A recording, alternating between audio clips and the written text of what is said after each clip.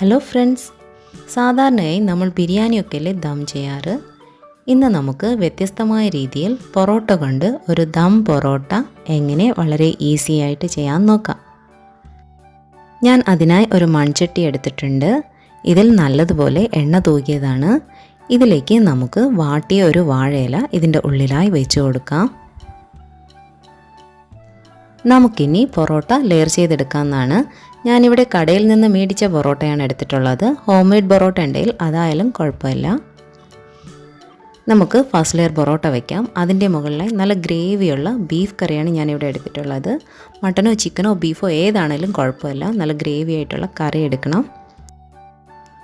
ഇതിൻ്റെ മുകളിലായി നമുക്ക് നീളത്തിൽ മുറിച്ച സവാള കുറച്ചിട്ട് കൊടുക്കാം.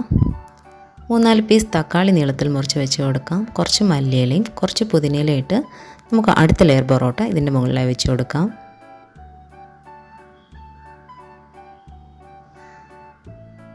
ഇതിൻ്റെ മുകളിലായി ഒരു പൊറോട്ട കൂടെ വെച്ച് കൊടുക്കാം.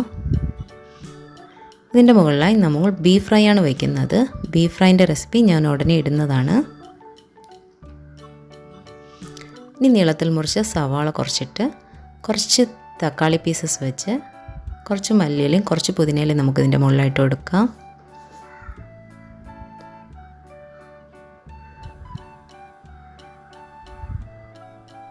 നമുക്ക് അടുത്ത ലെയർ പൊറോട്ട വെച്ച് കൊടുക്കാം.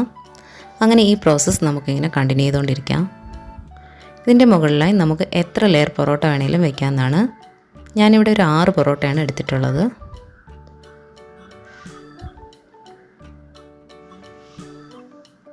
ഇതിൻ്റെ ഇടയ്ക്ക് ചിലർ പുഴുങ്ങിയ മുട്ടയൊക്കെ വെക്കാറുണ്ട്. ഞാനങ്ങനെ വെച്ചില്ല. ഇതെൻ്റെ ഒരു സ്റ്റൈലിലാണ് ഞാൻ വെച്ചിട്ടുള്ളത്.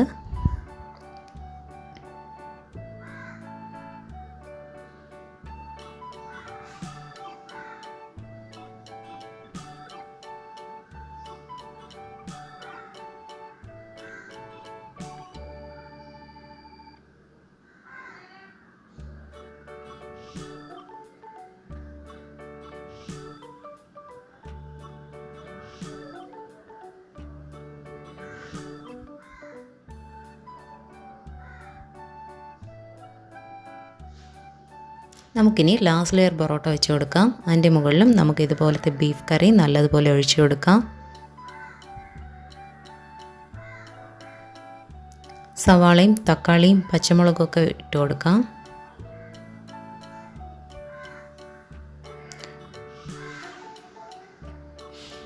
കുറച്ച് മല്ലിയിലയും കുറച്ച് പുതിനയിലയും ഇട്ട് കൊടുക്കാം.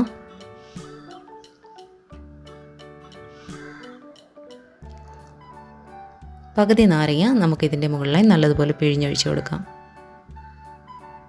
ഇതിൻ്റെ മുകളിലായി സവാള ഫ്രൈ ചെയ്തൊക്കെ ഇടുന്നുണ്ട്. ഞാൻ അങ്ങനെ ഇട്ടിട്ടില്ല. അത് വേണമെന്നുണ്ടെങ്കിൽ ഇടാവുന്നതാണ്. നമുക്കിനി ഒരു വാട്ടിയ വാഴയില കൊണ്ട് ഇത് അടച്ച് വാഴനാര് കൊണ്ട് നല്ലതുപോലെ കെട്ടി ഒരു 20 മുതൽ 25 മിനിറ്റ് വരെ ഗ്യാസിൽ ലോ ഫ്ലെയിമിൽ വെച്ച് നമുക്കിത് ചൂടാക്കിയെടുക്കാവുന്നതാണ്.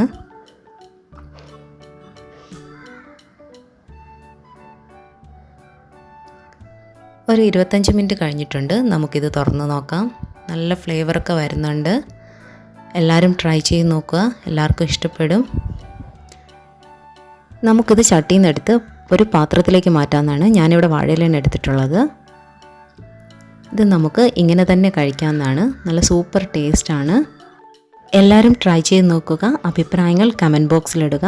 ആദ്യമായിട്ടാണ് എൻ്റെ ചാനൽ കാണുന്നതെങ്കിൽ ഒന്ന് സബ്സ്ക്രൈബ് ചെയ്യുക. താങ്ക്